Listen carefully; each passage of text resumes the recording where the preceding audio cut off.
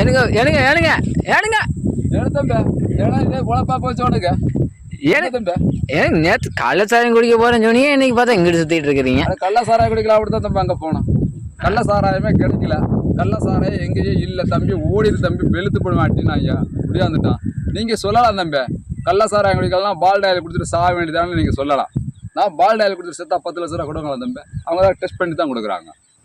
கள்ளா சாராயம் கொடுத்துருக்கானா என்ன மருந்து குடிச்சிருக்காங்கன்னு பார்த்துட்டு தான் சொல்கிறாங்க. ஒன்றும் பண்ணாதீங்க, நீங்கள் கள்ளச்சாராயம் குடிச்சு சாப்பிடணும், பால் டாயில் குடிச்சிங்கன்னா நான் எங்கே கள்ளச்சாராயம் உடம்புல ஊற்றி விட்டுறாங்க. அது இந்த டெஸ்ட்டில் தெரிஞ்சு போயிருந்தேன் தம்பி. எங்களுக்கு தெரியாமையா நாங்கள் வந்துட்டான். நாங்கள் நேராக வந்தவனே சரி அப்படின்ட்டு அவரை வேலையை பார்ப்போம். இன்னொரு நாளைக்கு இது மாதிரி நியூஸ் இன்னொரு 6 மாதம் நடக்காமையா போகுது.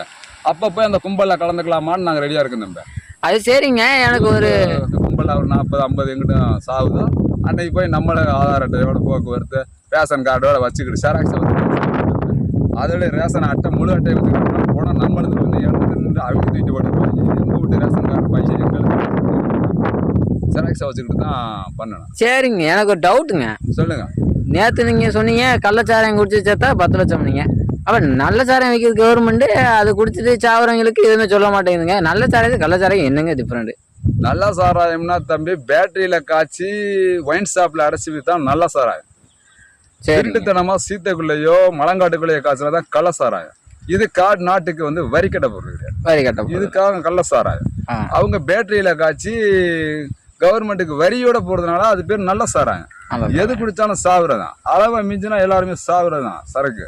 இதே ஒயின் ஷாப்பில் நீ போய் 3 கோட்டர் குடிச்சிட்டு 4 கோட்டர் குடிச்சின்னா நீ மயங்கி தான் கிடப்ப.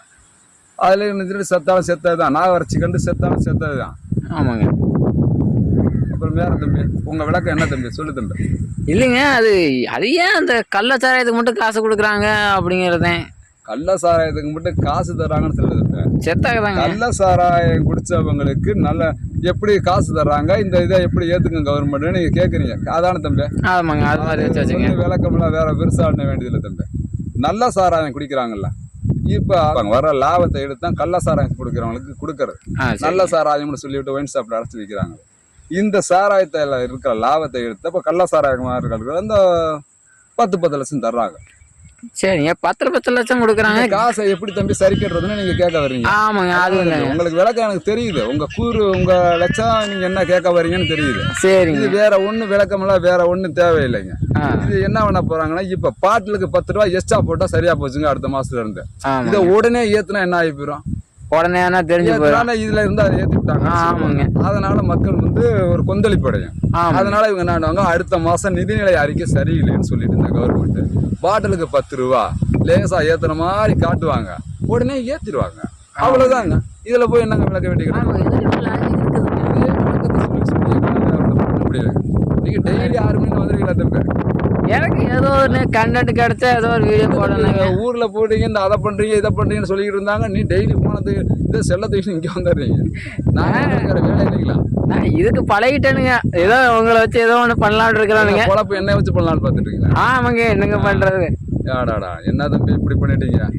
நல்லா ஏதோ வேற பிசினஸ் பண்ணிட்டு சொன்னீங்க. அப்படி இல்லைங்க. இப்போ வந்து என்னன்னா ஒன்று என்னங்க பேச்சு. நாங்கள் டெய்லி இதுதான் பண்ணிட்டு இருக்கிறோம். சரி தம்பி. தம்பி இந்த நேயர்களை இதை பார்க்குற நேயர்கள் ஒரு லைக் பண்ணுங்க, நண்பர்களுக்கு ஷேர் பண்ணுங்க, ஒரு கமெண்ட் பண்ணி விடுங்க. தம்பி ஓஹோன்னு வளர்றதுக்கு கொஞ்சம் உதவியாக இருங்க.